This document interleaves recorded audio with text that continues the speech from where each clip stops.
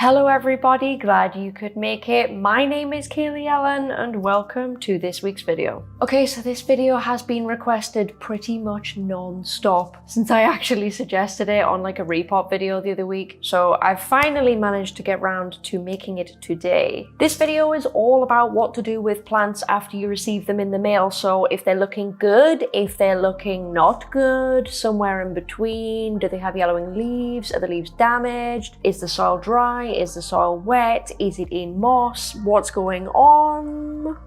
If you have just received a plant in the mail and you are super anxious, this is probably the video for you. So I'm going to cover various different scenarios in this video, including, what I just mentioned before, the yellow leaves, is the soil dry, is the soil wet, anything like that. But I'm also going to include what to do if your plant looks seemingly fine, because nobody covers this. And I don't know why. I think because everyone thinks it's fine. It's not always fine. For anybody that doesn't know me, I actually have a rare plant shop, which basically means that I import like tons of different kinds of exotic, mainly aroids, every single day. So I'm used to dealing with fussy plants literally on the daily. I also look after around about 500 houseplants at any given time in my shop. So I guess you could say I've got some experience in rehabbing plants after shipping. The advice I'm going to give out in this video today is based on my general knowledge of aroids. Now, some aroids are obviously more fussy than others, but generally the information that I'm about to provide to you can kind of apply to all of them. You'll see what I mean. So let's get straight into the video with scenario one. Now, scenario one is you get your plant in the post and you receive it and it looks fine. There seems to be no issues at all. Everything looks completely and utterly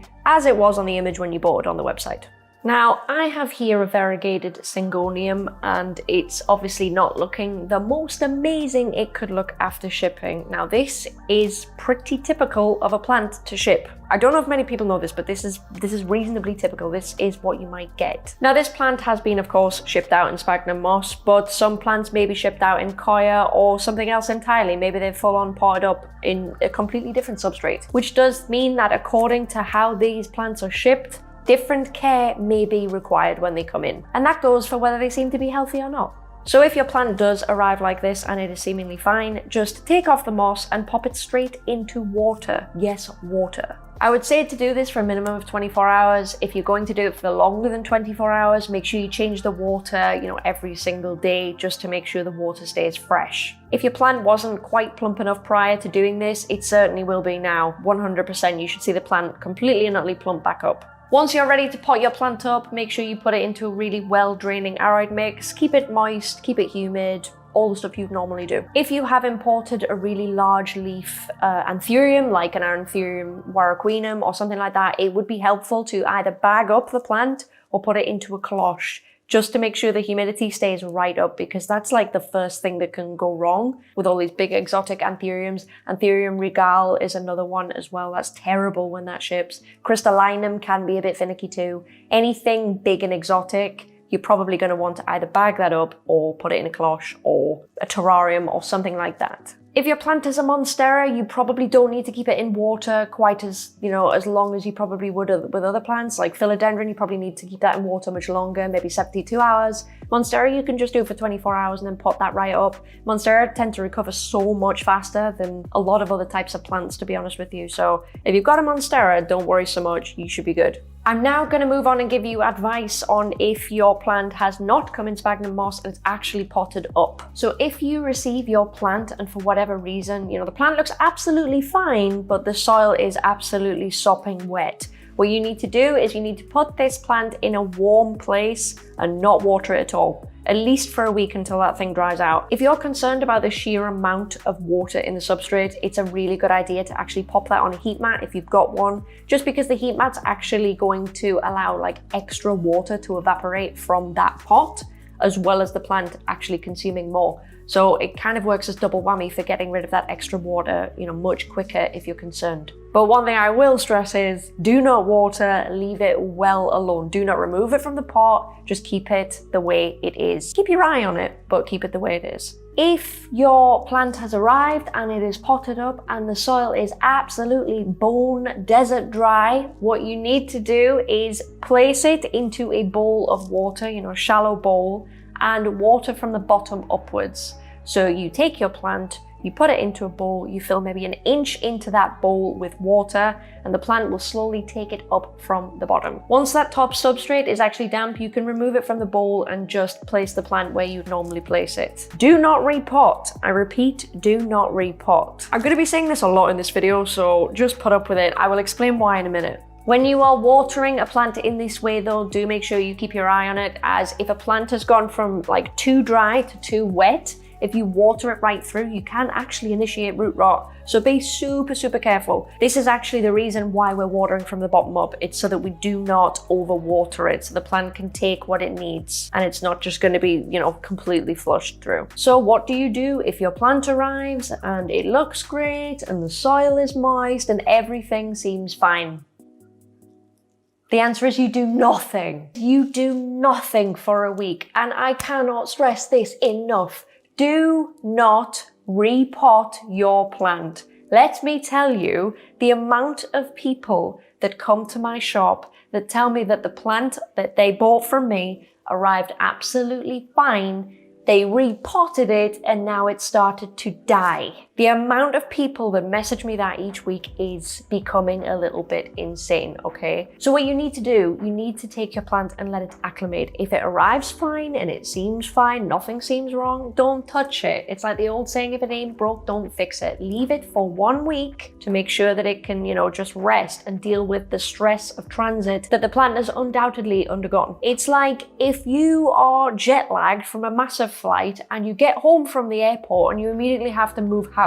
Like, would you do that? No, you wouldn't. You would rest first for a week. Think of it that way. You are causing so much stress to your plants by doing that. I see this all the time on Instagram. I get a story post of somebody that's just received their plant because they've unboxed it, and then an hour later it's repotted, and I'm just like, oh goodness me, I hope this plant is okay. Please do not stress out your plants. Trust me, your plants will be healthier and they will last longer if you let them acclimate for a week, even if they look fine, because they might look fine, they might not be fine. Transit shock doesn't always happen straight away, if that makes any sense. Sometimes I can get plants into my shop, honestly, they can arrive and be absolutely beautiful, and they'll be just totally golden for like the best part of a week, and then all of a sudden, gone, just looking terrible. Okay, so it can happen. Please, please, please, please, please, just let your plant rest for a week. You will have a much happier plant if you do this. Okay, so this is probably the part you all came for, which is what to do if the plant is not looking so good. You know, it's arrived, it's just not, it hasn't had a good time for whatever reason. The first thing I would like you to do if you receive your plant in the mail, you open it, however it's boxed, however it's packaged, it doesn't matter. The first thing I want you to do if the plant looks a little bit crap is to take photographs of the plant. Do not disturb the plant in any way. Leave it in its original packaging, whether that is, you know, moss or it's, you know, potted up. Take pictures of the plant and speak with your seller. I get this a lot from my shop as well. People, you know, send me pictures of plants that haven't traveled well, but they're already repotted and, you know, other things have already happened. And it's like, well, how can I help you track down what is wrong with the plant? How can I improve the shipping process? Is it a fault with the shipping process? You know, what has caused this damage? If you repot the plant, I can't necessarily tell what that damage is. This is not just going for me, by the way. I know I keep mentioning my shop a lot, but this is going for all sellers. So I'm speaking on behalf of all sellers here. It's very, very helpful if you take images of the plant on arrival. If you suspect that the box has been kind of bashed around, I would take a picture of that as well. I know it sucks, but so many things can go wrong in the shipping process, okay? So when you do take pictures of these plants and you do communicate with your seller, please do not assume it is your seller's fault, because so many things can go wrong in shipping. So many things could go wrong in shipping. It could be just a temperature drop that no one foresaw. It could be that the courier mistreated the package. That happens a lot. It could just be because that particular species of plant just does not travel well and it's just notorious for being difficult, you know, to ship. It could be many, many reasons. So make sure you take a photograph of your plant before you do anything, before you remove leaves, before anything. Contact your seller and, you know, figure out between you the best way to move forward. But I know that's kind of not what you want to hear, so I'm going to tell you what I do when I receive plants and they're in not the best shape. So the first thing is plants with damaged leaves, okay? So when I say damaged leaves, obviously this plant here would be a regular looking leaf. This is Philodendron gloriosum. It's packaged up how I would ship it out in my shop. And this here is a leaf with damage. Let me see if I can just focus that super quick. This leaf has obviously suffered some transit shock from, A to B, whether that be from the supplier to the seller and then the seller to you, or just from the seller to you. It can happen either way. I know this doesn't look amazing, and I know it's not what people, strive to take photographs on Instagram when they get a new plant. Don't get me wrong, I totally get it, I really do. But don't remove the leaf. This leaf, although it, has suffered some cosmetic wear and tear, this is a perfectly healthy leaf. And if you remove this, your plant is not going to recover as quick. This can still photosynthesize, no problem. So if you remove this, you're giving it less energy to pump out, what you have here, which are new leaves. So please, please, please keep these leaves on the plant. Once you've grown a couple of leaves, if you want to, cut that off, that's absolutely fine. But it's in your best interests, and it's in, more importantly, your plant's best interests if you leave this on your plant. Again, I know it doesn't look uber amazing, but it's what happens. It's what happens when we ship really tropical exotic plants over to our climate. It just happens, guys. It just happens. But leave it on, it's good for the plant. So what do you do if the plant arrives really not good? I'm talking yellowing leaves, droopiness, maybe even mushy stems. So we need to check the plant for rot. This does include the roots and the stem. If we find any rot, we need to chop that off.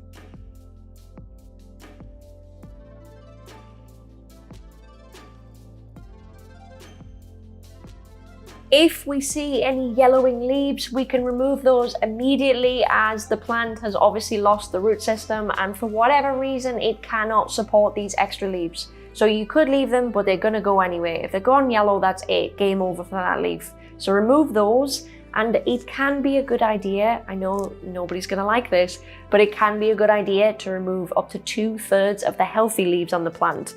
This is basically because if that plant has suffered root rot, it's not going to sustain those leaves either. They're going to die anyway. So if you do remove those leaves, the plant now has more energy to actually recover, whereas if you kept the leaves on, it wouldn't.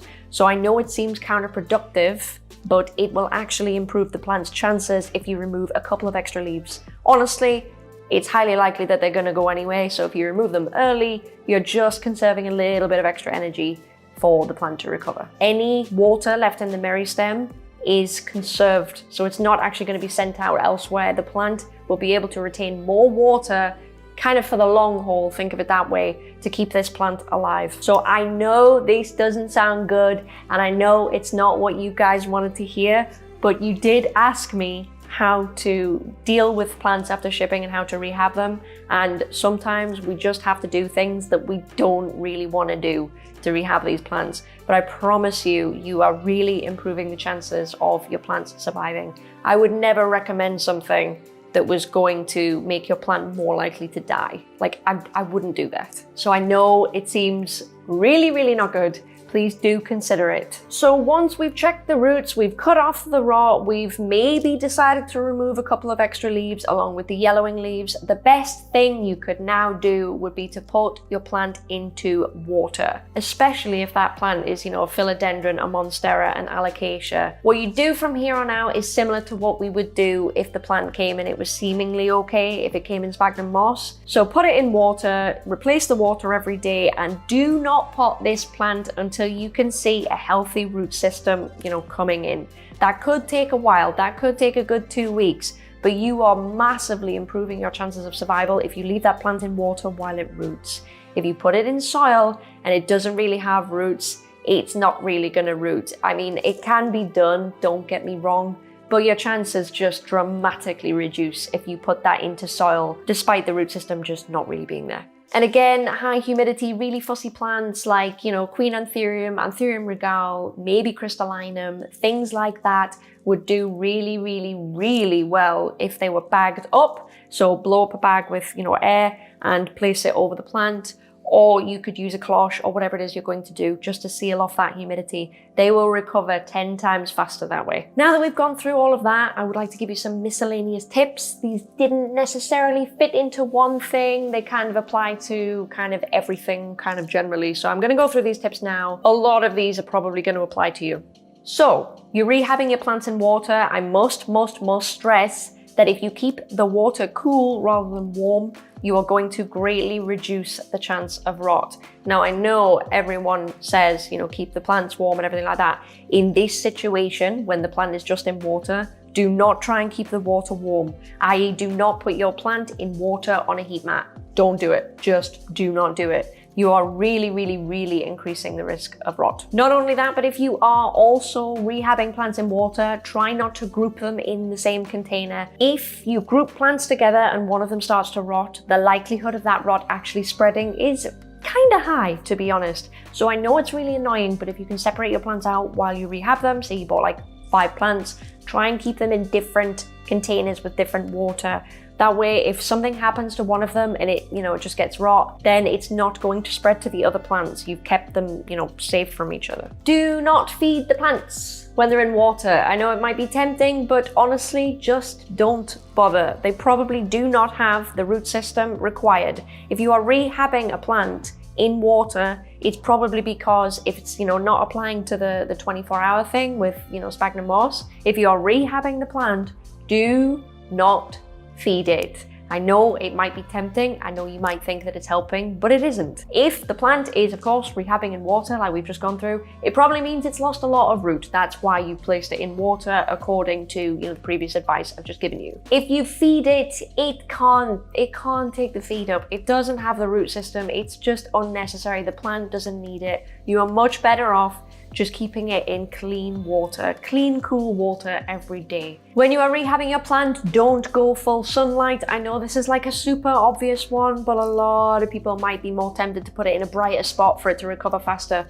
Don't do it. Just put it where you'd normally put a plant. Grow lights are okay, but try and keep it a bit shaded. Just don't give the plant more than it can deal with. We're trying to reduce stress on the plant. So give it some light, but just don't get carried away. Okay, that's the best way I can put it. Don't get carried away.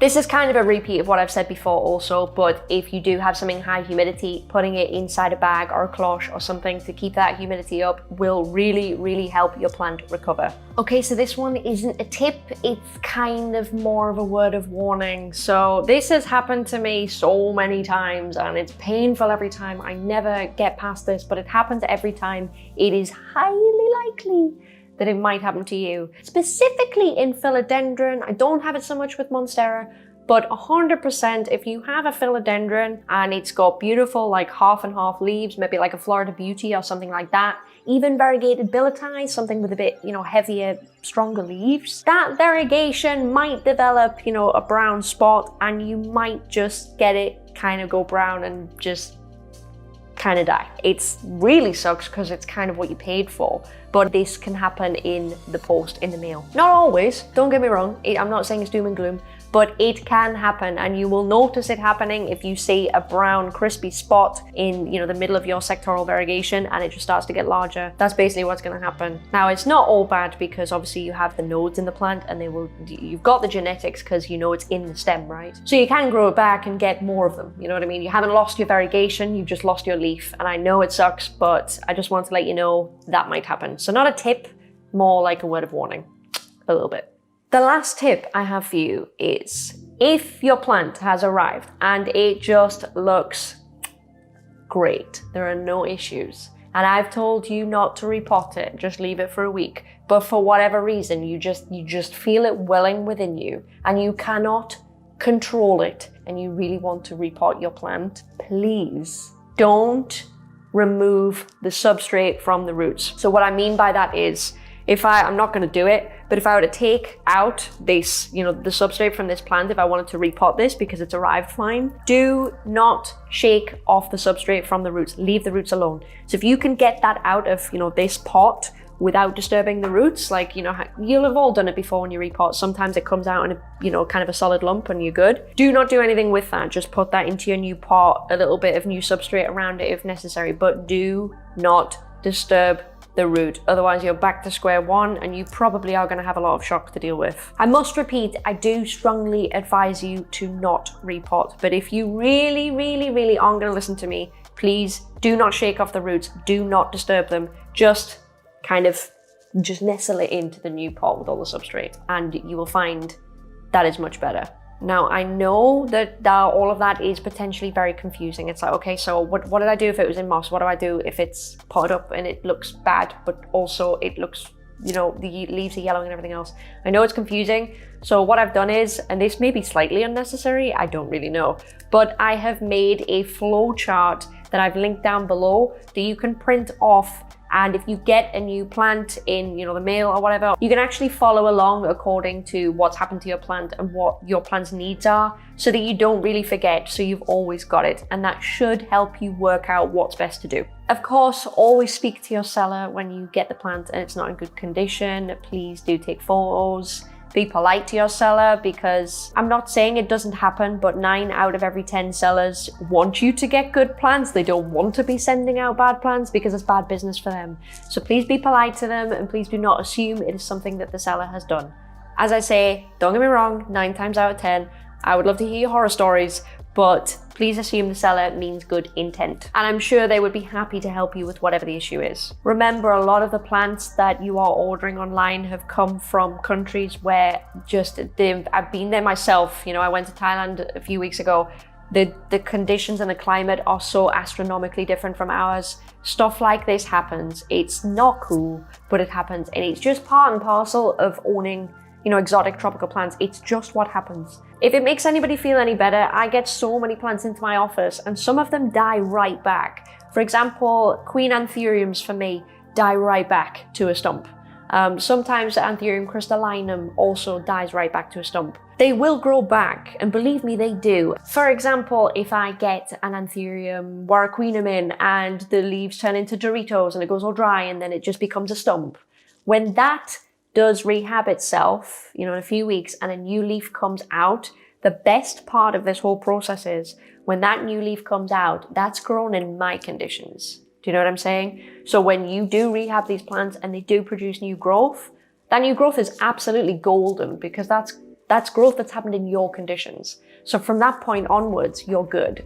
I know it kind of sucks, but it is just what happens. And if it does happen and, you know, you don't want a refund, or that's just not the option, you know, that's not the route that you're going down, please rest assured knowing that when you do get that growth, that is like super hardy growth, because that has grown in the conditions that you've given it, in the conditions that you've set out for this plant. So there is 100% light at the end of the tunnel. Please do not lose hope. You can do it. You can do it.